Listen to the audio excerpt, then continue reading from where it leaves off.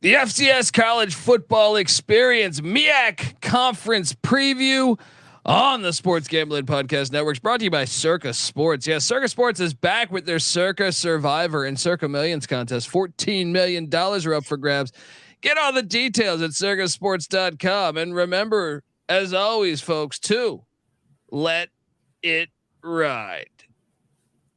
Hey, folks, this is Bud Foster. You're listening to SGPN. Let's let it ride.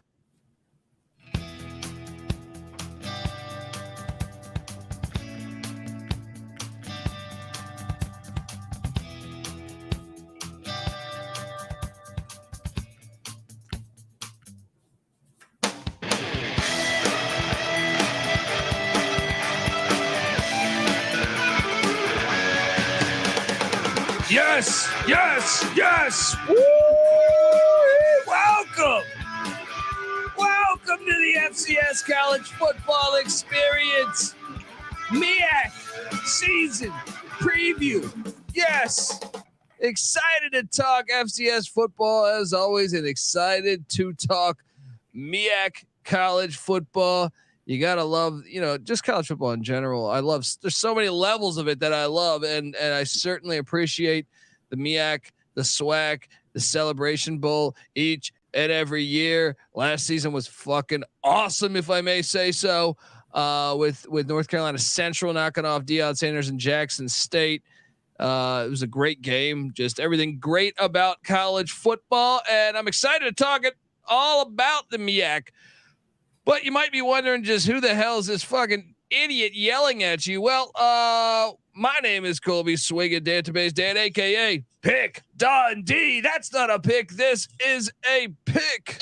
He was raised in the land down under, where a man thinks on his feet, speaks with his fists, and lives by his wits.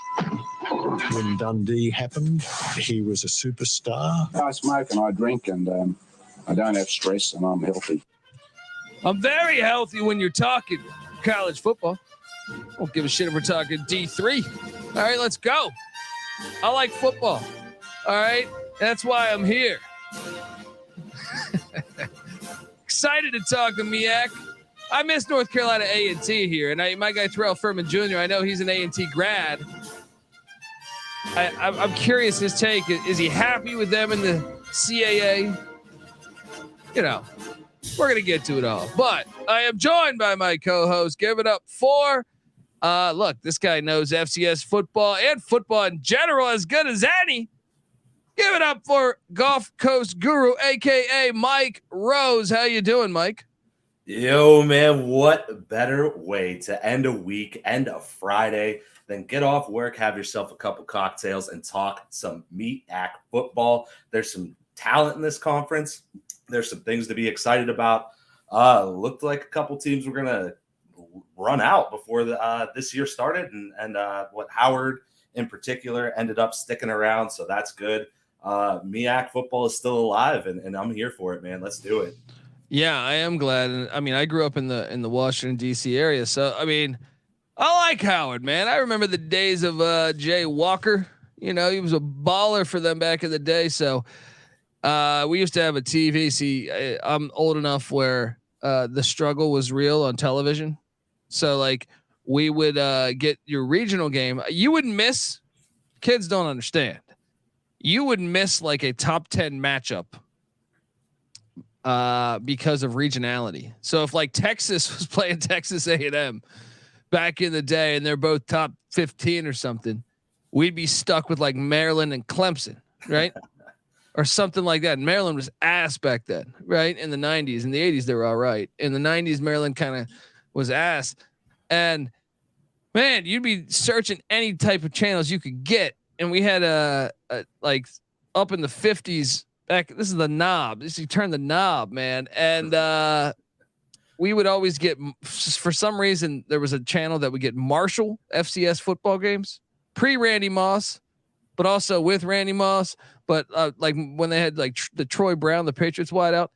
And then for some reason that I feel like it was that same network. I could be talking out of my ass a little bit, but if not, then right next to it, you would get Howard football games. So as college football junkies, we were just all in, me, my brothers, my family, Just trying to watch as much football as possible. So I'm glad to see the Bison of Howard stay in there. So all right. Well, look, I mean, this is going to be a fun. I really think this is going to be a competitive year. Like I think there might be some surprises. I know we just did, and folks, go listen to our Patriot League preview, our Pioneer League preview, because I feel like those kind of went chalk, and I'm curious if this one's going to go chalk, and probably will. But I feel like you might have more of a mix up in the middle here. So shall we hop into our projections? I'm curious who you have as the team projected last in your order. I have an idea, but I'm curious. Tell me who you have. And by the way, folks, there is only 6 schools in the MEAC. 6. So hopefully, man, they got to get Savannah State or something. They got to go grab somebody coming up or something to preserve this conference. Who do you have ranked last? Let's get to it. Yeah, so I'm interested to see who you have too, because I feel like there's one that you want to put last, and the one that I have last. Actually, I don't think it's the worst roster in the conference, and I'm not entirely confident in my call, but I went with Norfolk State here. That's what I went with, the Spartans. Interesting. I did not go with Norfolk State, so I'm very curious. Make your case on why you think they will be the worst team in the conference, perhaps. Yeah, so they went 2-9 last year, fell after going 6-5 their first year. That's Dawson Odom's head coach. He went 6-5 his first year with Norfolk, 2-9 last year. So you bring back the quarterback, Otto Kuhns, turnover prone. That's the deal here. 1,400 yards passing, 11 TDs, but 9 interceptions. You bring back both your leading rushers. You do lose 6'4" wide receiver to Quan Felton. He transferred to Virginia Tech. I don't like. It's already not a great passing yard. Your leading passer, Otto Kuhns, as I said, 1,400 yards. So not a huge downfield threat. And then you go ahead and you lose a 6'4" wide receiver to FBS Power 5 football. So that's a big name you're losing. It's an interesting team. I mean, I feel like there's a lot of talent. There's a lot of things. I'm sure we're going to get to all the names here in a second, but it's hard to put your confidence in a team that went 2-9 last year. I trust Dawson Odoms. All right. This is a guy who was with the Southern Jaguars for a long time, had a 63-32 record there. Now I get it, since coming in to Norfolk State, to the Spartans head coaching position. He's just 8-14, 6-5 first year, 2-9. I feel like year 3, you're probably, and you never know how affected you are coming in after COVID. You know what I mean? So the year upon COVID essentially is what I mean. So I look for them to bounce back in 2023.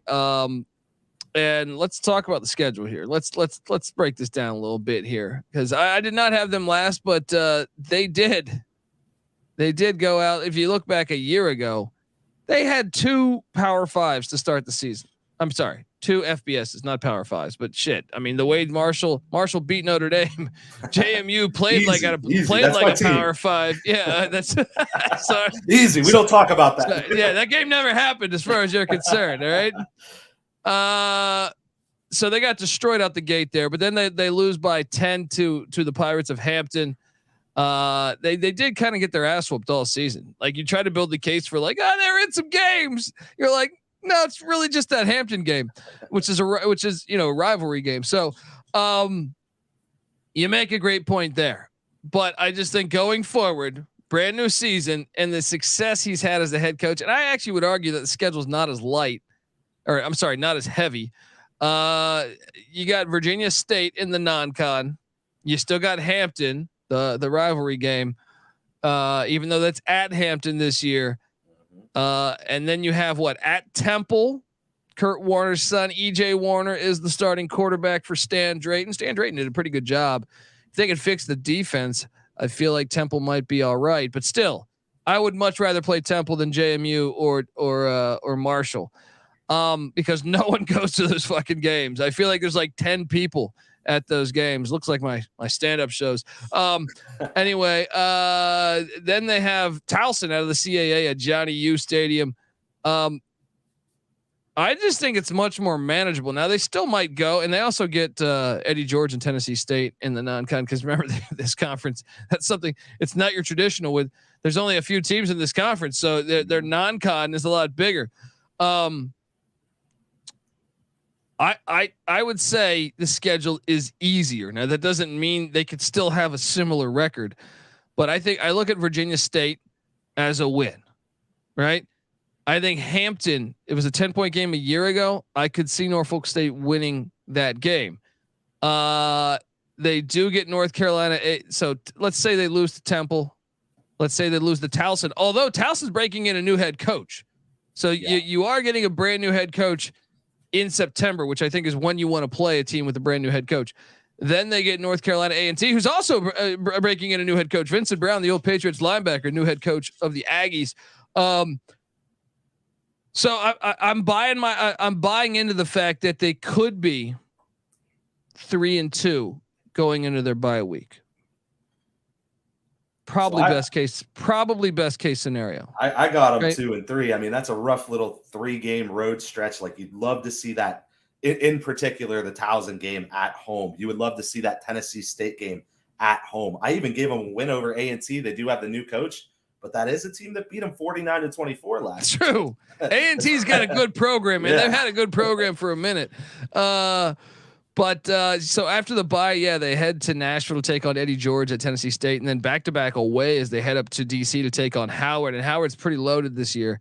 Mm-hmm. Then they're home to Morgan State for homecoming, and then they're at Central and at Delaware State and home to South Carolina State. Look, I didn't have them at the top of the MEAC. I just thought they weren't my bottom team.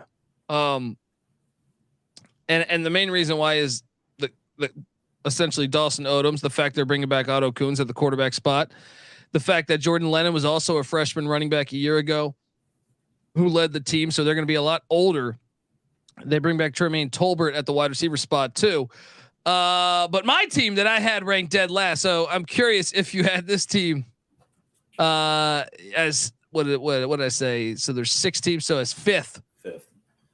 I had the Delaware State Hornets as the dead to last team in the MEAC, and mainly because they're bringing in a brand new head coach. Lee Hull enters the as you know, former player at Holy Cross and in the CFL. And look, this guy hasn't coached since 2014. He was Morgan State's head coach in 14 and 15. He wasn't terrible. He was 12-12 with the Bears, but he hasn't been a head coach since then. So it's a little bit of a rebirth there. He was MEAC Coach of the Year one of those years back in 2014. So maybe I'll look like a fool on this projection.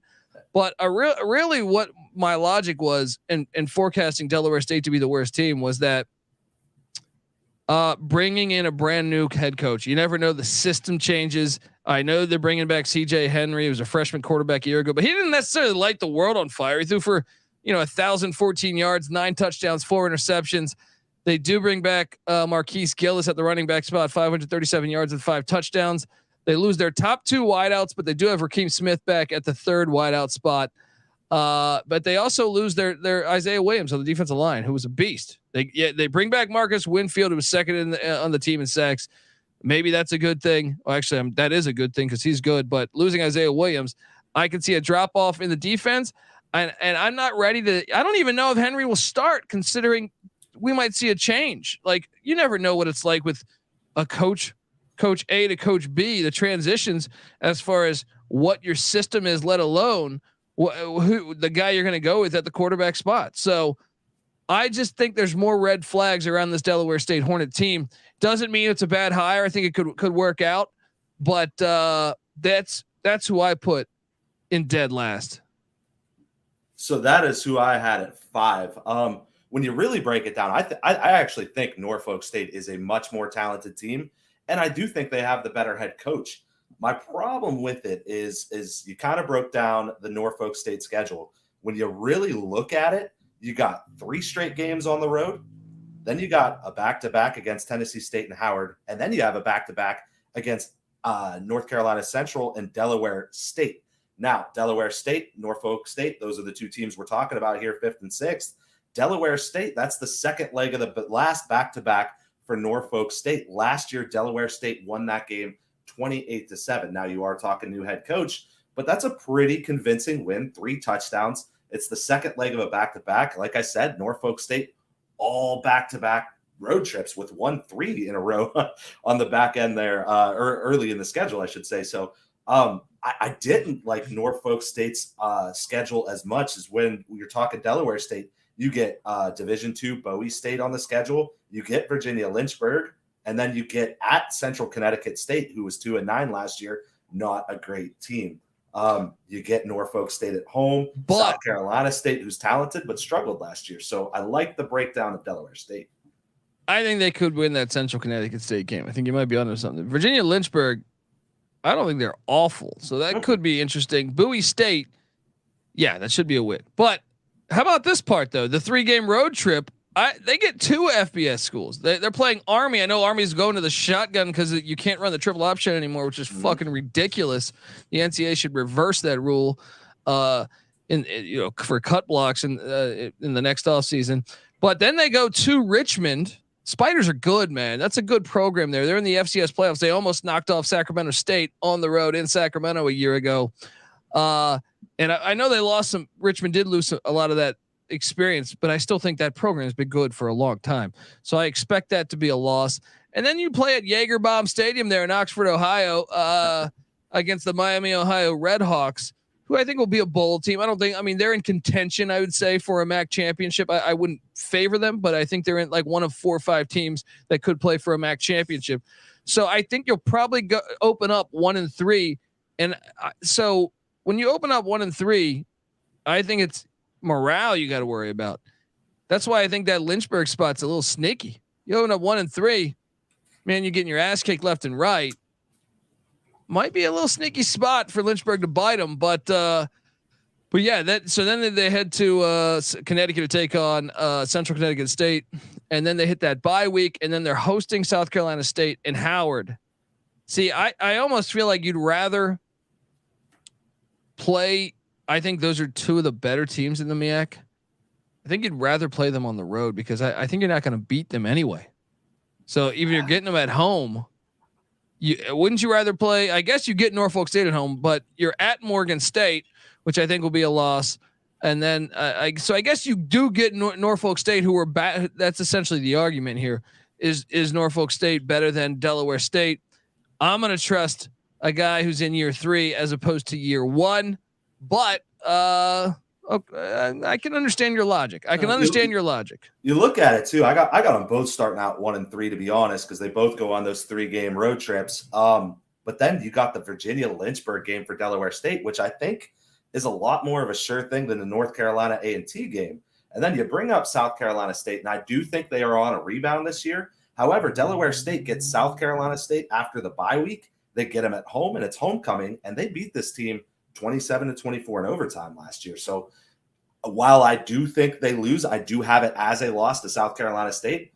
It's a winnable game. They beat them last year. So who knows? I mean, maybe the Bulldogs don't come out and fire as much as you kind of expect the rebound to happen this year. So it's interesting. I think Norfolk State has the better roster, but hey, I'm riding Delaware. I'm a Hornet. So let's do it. Let's put a drink on this one. There we go. Let's go. All right. Well, look, at the number 4 spot, I would be surprised if we had something different. I am optimistic about this team, believe it or not. And I think we really could be wrong here. I honestly think it's like a 4-team race. There's one team that stands out really to me as like the best. Then there's 3 other to me that could knock them off this year. And then you have a division between them and Norfolk State, and there's like a level between them and Norfolk State and Delaware State. So I'm at number 4. I got the Morgan State Bears. How about yourself? Yeah, we're gonna disagree again, man. Let's go ahead. Let's have some parity in this podcast. I like it. Yeah. I got South Carolina State here. I'm actually, I don't know. I'm pretty optimistic about Morgan State, man. I like what they're doing. I think they're a contender. That's what I'm saying. Like, I find the MEAC very interesting this year because I think there's 4 teams that could win it. I know some publications might disagree with me, but okay. Let's talk about South Carolina State, because Buddy Pough, he's like the fucking Bill Belichick of this of FCS, because the guy's been coaching for 1 trillion years. All right. And I just trust that he's going to rebound. First off, this guy is 146 and 87. All right. Yeah. 146 and 87. He's been coaching at South Carolina State since 2002. All right. So what is that, year 21 upon us? Well, I guess you had the COVID year, but they haven't had many losing seasons. Actually, I'm counting 4, 5 in his whole tenure there. And some of those were 5 and 6 seasons. I think 3 of those were 5 and 6 seasons. So I am expecting a bounce back from the Bulldogs. I actually think they're a live dog week 1 against Charlotte and Biff Poggi, even though I know Poggi's got that team. He brought in some nice transfers. I just feel like it's game 1, brand new coach, brand new offense, brand new defense. So what better time to get them? And get this, South Carolina State gets a bye week. Gets a week 0 game leading up to that, which I also think benefits you. So South Carolina State's going to take on Jackson State at Center Park Stadium in Atlanta on August 26th. That was a rematch 2 years ago. That was the Celebration Bowl when South Carolina State knocked off Dion. I'm telling you, I just feel like, to me, the big thing is Corey Fields back for his super senior season at the quarterback spot.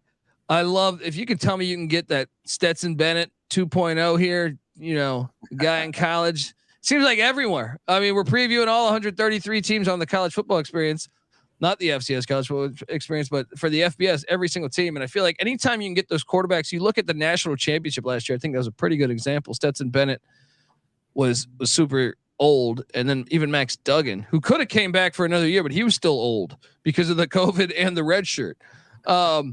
So I think that means a lot. So you're getting Corey Fields back. Yes, I understand. You're losing BJ Davis, their star linebacker, to ECU, but I just think South Carolina State, they got a linebacker, Patrick Godbolt, back. He's a stud.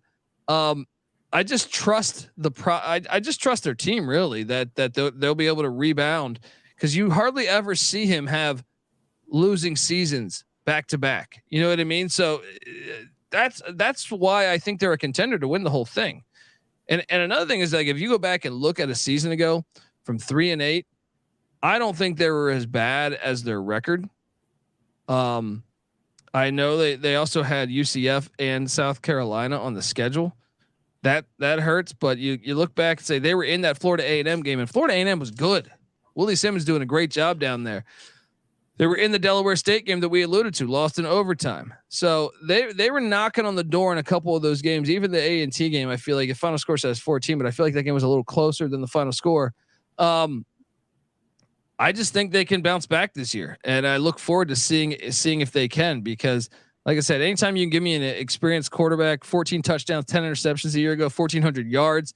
Hopefully he's a little bit more efficient, at throwing the ball. But they also bring back Kendrell Flowers at the running back spot. I just think it's a pretty good team. It's a pretty good team, and curious why you think, or what do you make of this roster in general? Do you think they're contenders to win the MEAC? So I do. I think win the MEAC is tough, but I mean, you're talking a team that did beat NC Central last year. They beat them 26-24. So there is that. However, Kendrell Flowers, it's all the Twitter dive. You got to get involved in Twitter, guys. This is why you listen to us, is you got to come to us, because we're doing the deep dives on this stuff. Kendrell Flowers, actually, he went to play with Tommy Hammock up at NIU now. He did transfer. He's gone. So they lost Kendrell Flowers to NIU. They lost their second and third string running back from a year ago. Both of those guys were seniors. So your guess is as good as mine at whoever is going to be running the ball. The tradition here, that's what you're playing. And it's a very smart play for you. Honestly, you might be right about this placing with them being above Morgan State. However, I like the part that makes me think you're right is this team leads the MEAC in conference championships. They have more than any other team in the conference. They have 6 FCS playoff appearances. Some of these teams, a lot of these teams in this conference, they don't have any. They have one at best. And they have 2 bye weeks. Yes, sir. They have 2 bye weeks, which, playing the benefit of playing that week 0 game, even though it's against Jackson State, who, yes, you beat 2 years ago, but they're still very talented, even though Dion's not there. So they're probably going to be dogs in their first 3 games, right? Mm-hmm. I still say that Charlotte game's interesting.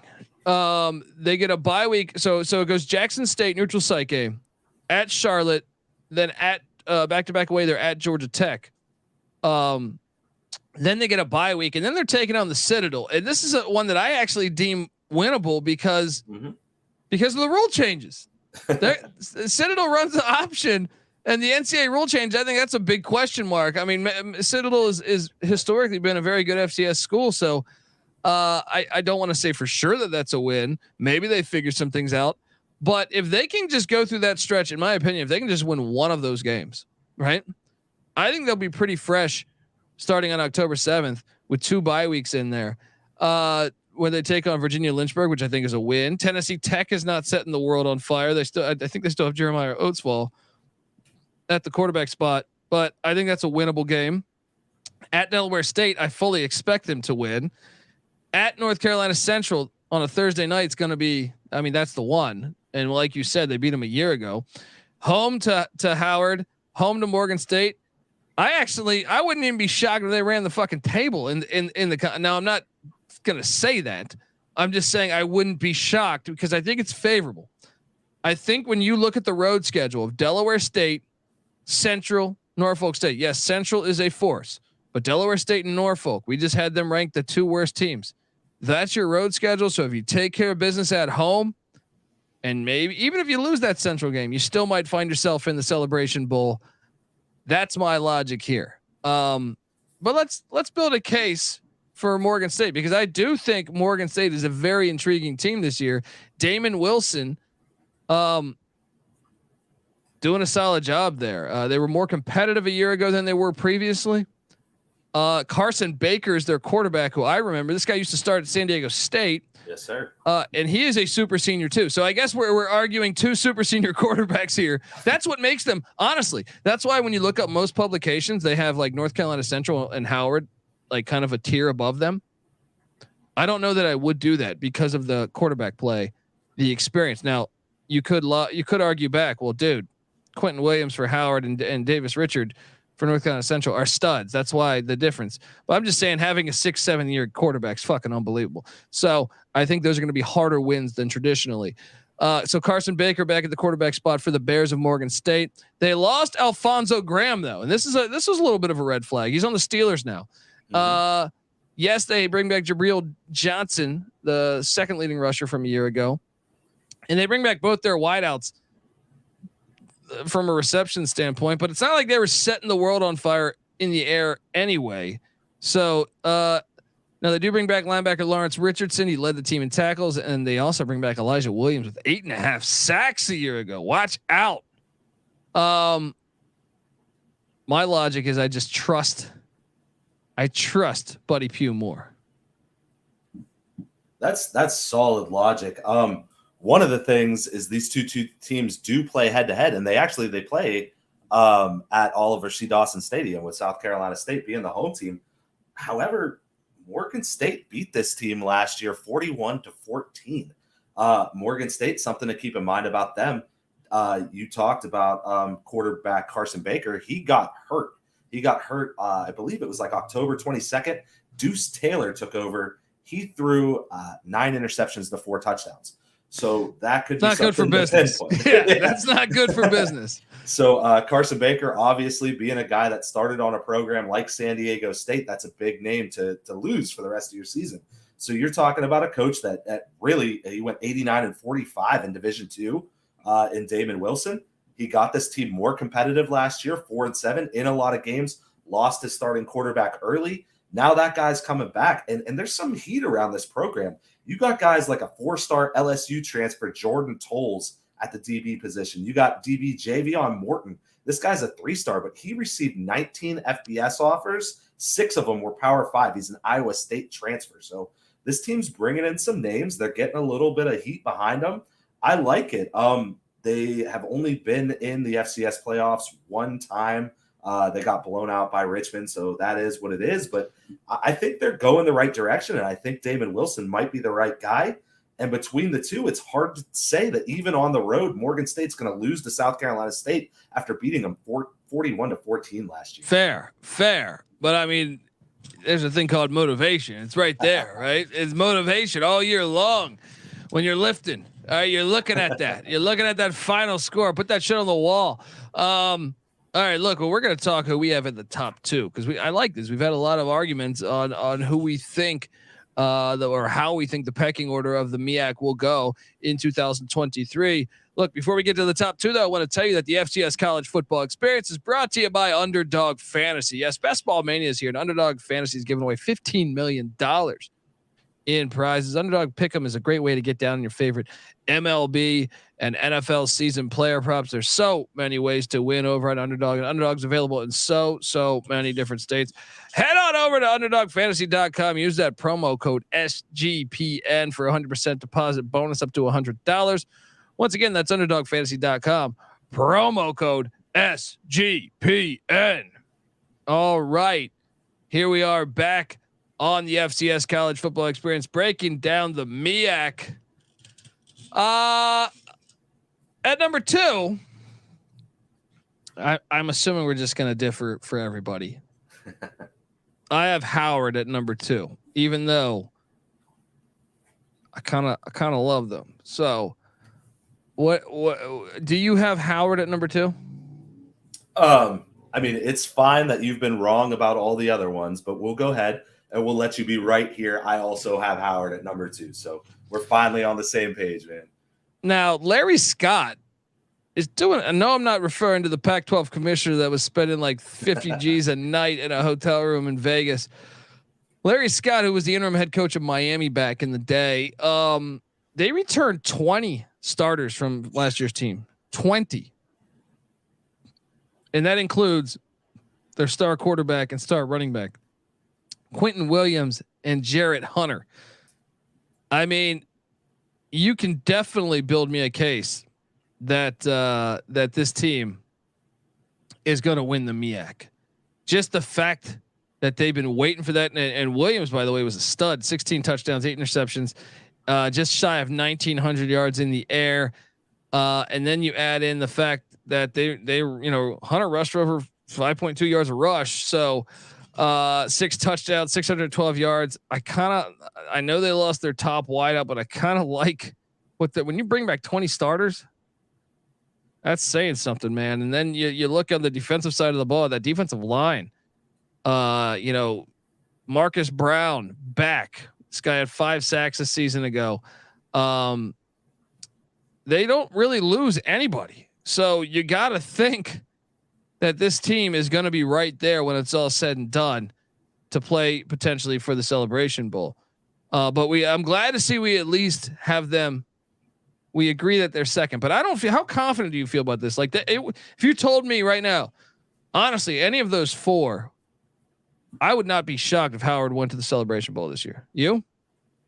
No, not at all, man. I have a lot of confidence in this team. I have a lot of confidence in Larry Scott. I like seeing they were co-champions of the MEAC last year, and a lot of people, that's a little controversial. A lot of people are kind of giving him flack about it. And the dude came out and he said, hey, if you got a problem with it, we did what we did. We went 4-1 in the MEAC, and we're co-champions. We played by the rules. The rules say that we're co-champions, so that is what it is. Yeah. So you want to crown him. yeah. And I'll take my crown and I'll stick up for my team. I like that. So let's go, Larry Scott. You bring back 20 starters, plus you bring back an abundance of other, you bring back your top 3 running backs. So not just Jarrett Hunter, but you bring back Eden James and Ian Wheeler. All 3 of those guys over 5 yards per carry. So just running backs, just completely stacked up. Both quarterbacks too. I mean, Williams is a stud, but Tolbert's not bad either. So they're in a very good spot as far as depth, as far as I'm concerned. Like you could make the case. You can make the case like from a start standpoint, they probably have the most in all of the MEAC. So I don't know. It's going to be fun to watch. So wait, that leaves us with number 1. And I don't think, if you watched the Celebration Bowl a year ago, it was a fucking awesome game. But I was watching film this week, getting ready for this episode, and I watched North Carolina Central a decent amount anyway. But I went back and watched the Tennessee Tech game, a few other games, but Davius Richards a fucking beast. Mm-hmm. This guy, I fully expect him to get a workout here in the NFL. Like, this guy is very good. And I mean, folks, if you don't know, he threw for 2,600 yards, over 2,600 yards a season ago, 25 touchdowns to 10 interceptions. Oh, and then he ran for just 12 yards shy of 800 yards. That is a game changer. They have the best player in this league. As far as I'm concerned, with him, 8.5 yards of completion too. So it's not check down city. This guy's actually throwing a little bit down the field here. They also bring back Latrell Collier, who's a fucking stud as well at running back. If you watch the Celebration Bowl, I think he might have went viral because everyone was like, who the hell's this Collier guy? He's pretty nasty. He had 979 yards, over 5 yards of rush, 9 touchdowns a season ago. I know they lose Hicks at the wide receiver spot, but I am sold on North Carolina Central being a team to look out for. And I know we didn't go through the schedule. Maybe we should go through them and Howard's schedule and build the case. But talk to me about South Carolina State. I'm sorry. Talk to me about North Carolina Central. Yeah. I'll talk to you about whoever you want me to talk to you about. I mean, now that you got somebody like Lindsey Scott, he's gone. Davius Richard, that's going to be a name you want to watch. That's a guy you want to watch in the FCS. Super exciting player, one of the best quarterbacks coming back for this year. You lose EJ Hicks, like you said, 613 yards, 7 touchdowns through the air at wide receiver, but they bring back their next 3 targets for Richard, which is awesome. One of them, Quinton McCall, 6'4", big target coming back there. You have a potential defensive player of the year and defensive back Khalil Baker. He was second on the team in tackles, 4 interceptions on the year. They also have their leading tackler, defensive back Manny Smith. Don't love that their 2 top tacklers were both corners. Were both true, DBs. Very true. Yeah. Not always my favorite thing to see. So maybe a little bit of questions about the front line there, the front 7. But there's a lot to like about this team. They're 4-time Black College national champions, including last year, 2022, 6-time MEAC champions, like we said, co-champions with Howard the Bison last year. So I'm loving it. And when you look at Trei Oliver, you're wondering, is this going to be the year that this team gets to the FCS playoff? And he's a great coach, man. He is, man. They need to worry about him not getting plucked away by another school. Yeah, him. Yeah. Them and FAMU. I'm worried about both of them. Losing their head coach after this season. I don't blame you. Blame you. So let's hold on, but let's compare. So let's look at South Carolina State schedule compared to. I'm sorry, I keep saying South Carolina State. North Carolina Central, their schedule compared to Howard. Out the gate, Central gets Winston-Salem State. Shout out to Yancey Thigpen. That's his alma mater. And that stadium has isn't that a NASCAR track around the stadium? Isn't that insane? That's absolutely insane. Then the very next week they are at North Carolina A&T. This is a rivalry game. It's fucking fantastic. This year it's in Greensboro, and I try to watch that game every year. Then they head to the Rose Bowl right out by me. I mean, we're walking distance to the Rose Bowl here to take on Chip Kelly and the Bruins. Then you gonna be allowed to go to that game, or? Yeah, I don't know if I'll be allowed. That soft ass crowd, that wine and cheese crowd. And then you have this strange game here, this neutral site game that I can't stand because I think neutral site games are like these wannabe NFL games, and we prefer college football as opposed to the NFL. Lucas Oil Stadium, Mississippi Valley State against North Carolina Central. Why are they playing this in Indianapolis? Can anyone tell me this? Yeah, I'm not sure what the logic is there. I mean, it's not even really regional in any way. What's going to be the draw to this game in Indianapolis? I don't understand. I'll tell you this, man. Central's schedule is hard because A&T is a rivalry game. Even though I think Central's better right now, throw the record books out in a long historic rivalry, right? UCLA, they're going to lose that game, right? Then you have Mississippi Valley State, just a strange game. They should beat Mississippi Valley State, but it is a weird game. But Mike Minter and Campbell have been recruiting really, really well the past 2 years. Mm-hmm. I mean, look, Central could beat Campbell, but Haj Malik Williams, still the quarterback of the Campbell Camels. I think that's a game. If anything, I might even favor Campbell. Then they head to Elon. Now I know McKay, the NC State transfer, is gone at Elon, but that was an FCS playoff team a year ago. That's a brutal non-con. And then you have, once the season gets going here after the bye week, at Morgan State, home to South Carolina State. At least you get them at home. Then home to Norfolk State, but at Howard and home to Delaware State. The reason why I say at Howard is because if Howard's their strongest competition, the fact that they got to come up to DC on November 11th, where it might be cold as shit in DC on November 11th, potential there for it to be really cold. That's where it's tricky, because I think Howard, that's why, we haven't seen odds to win the MEAC out there yet, but I hope there is at some point. I know WinBet did a great job a year ago of doing FCS lines. I didn't see a lot of futures, but I'm kind of talking myself into maybe Howard being able to pull this off. Let's take a look at the Bison schedule. They open up on a Friday on, I'm excited for this game, at Eastern Michigan and Ypsilanti. Eastern Michigan's a bowl team, and I do think they're MAC contenders this year, but they are replacing a lot. So I expect Howard to lose that game, but it could be a little closer than people think. Then they take on Morehouse. I think that's a win. They get Hampton at Aldi Field, where the DC Defenders play. I mean, I kind of think they should win that one, right? So, I mean, it's a little bit of a 50-50, but I feel like Howard will be favored. It's in DC. I think they should be 2-1. Then they get the bye week, and then they head to Robert Morris. That's not a juggernaut. The Colonials there at Joe Walton Stadium. Then this one. How about this one? They're at Northwestern, and that place. I mean, this scandal going on there. I have no idea that there could be a mass exodus in the transfer portal. All of a sudden, this game, Northwestern lost to an FCS last year. Now, granted, it was Southern Illinois, but I wouldn't be, especially if you tell me half the roster leaves, I wouldn't be surprised if Howard was able to pull off the upset. That they have a back-to-back away though. Then they're at Harvard. Harvard's good, but I still think this schedule.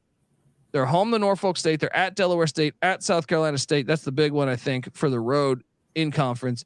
Home to Central and home to Morgan State. I'm telling you, they actually have an easier schedule to be in the Celebration Bowl this year than Central. The difference is that I just think Central's a better team.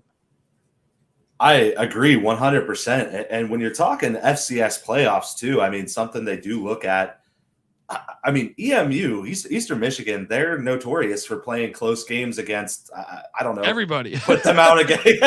Put them out against Arizona State. They beat them on the road, and then put them back at home against an FCS school, and they could lose. So very interesting. You have that at EMU on the gray turf, and then you have at Northwestern as well. But like you said, both of those, they could take one of those two, and it wouldn't completely surprise me. And then you jump on the other side and you look at Campbell, and they didn't have a great year last year at all. Yet they housed this team. They housed North Carolina Central when they played 48-18. And then you're talking about a team that also brought in 17 FBS transfers. So and Mike Minter landed top 70 recruiting classes. Mm-hmm. That includes that's in the FBS 2 years in a row. Yeah. Top 70. So like those guys are growing up, and they have Haj Malik Williams, who I think is really good. I think Campbell's a team we're going to be talking a lot about on this episode, because if you look back at a season ago, I know you're like, how the hell are they 5-6 and they're that talented? Mm-hmm. They had an 8-point one score game loss to Jackson State and Deion Sanders, who we know were talented. They had Travis Hunter and Shador Sanders and everybody. 7-point loss to the A&T Aggies in Greensboro. A 6-point loss at Bryant and a 7-point loss to Gardner Webb. This team was a lot better than their final record. That's like what four one-score losses right there. And they lost at ECU, but that's normal because ECU is the best team in the nation. But No, I'm serious though. Like I expect Campbell to win that game, but yeah, continue building that point because I as much as I like Davis Richard, as much as I like Central, I think Campbell might fuck him up. Yeah, I think so too. I mean, if you're going off of what happened last year, and then you're looking at the fact that Campbell only got better, and North Carolina Central's kind of the same team. Like, how can you pick Carolina Central to win that game? I'm not really sure. Elon's no cupcake. Compare that to Robert Morris on the road on the other side. So the more we're talking about it, actually, like, I'm kind of thinking about switching around too and going with the Bison. I mean, you're bringing back 20 starters plus all that talent. I don't know if the star power of Richard is going to be enough to overtake all that experience coming back and what's honestly a little more favorable schedule with a potential at least one Power 5 win or FBS win. Yeah. So when it's all said and done, look, I was trying to talk myself into taking Howard. I could totally see a case where they're there, but I trust Davis Richard, and I think he's the best player in the whole conference. So I'm still sticking to Central, sticking to North Carolina Central, but I can't wait to watch the MEAC this year. Really, like I said, I think it's a 4-team race. Excited to watch it. So you have Central in the Celebration Bowl? I'm going to stick with it as well. I'm going to go with Central. All right, folks. Well, that is our MEAC Conference preview. Subscribe to the college football through the FCS College Football Experience at SGPN or sg.pn/FCS. We're also on YouTube, youtube.com/the college experience. Remember, we also host the College Football Experience, where we're breaking down all 133 FBS college football teams with a solo podcast like we do each and every year. So check it out there. We talk college football year round. You'll dig it. And all of our podcasts funnel through that YouTube account. So like we host the FCS College Football Experience, the regular college football experience for the FBS, the college basketball experience, the college baseball experience, and the Big 12 experience. All of that comes through on the youtube.com/the college experience. But if you want to listen to those podcasts, those are all separate podcast feeds. We'd appreciate it if you go over there and subscribe to each one. And please, if you can, hop on over to iTunes, give us a 5-star review. We would certainly appreciate it. So if you do that, cheers. And if not, all right, we'll see you next time. And we'll try to get that 5-star review out of you. Get the SGPN app. It's free to download in the App Store and Google Play Store. Also, come talk MEAC football with us in the Discord, sportsgamblingpodcast.com/Discord. Cannot wait for the season to start, folks. Remember also to give us a follow on Twitter at TCE on SGPN. And remember, Mike Rose is on Twitter at GCG_wins. Give him a follow. And I'm on Twitter at the Colby D. Let's go. All right. I cannot wait for the season to kick. I got that week 0 matchup I'm excited about. All right, folks. This is the FCS College Football Experience MEAC preview. You better start thinking about yours. And we are out of here.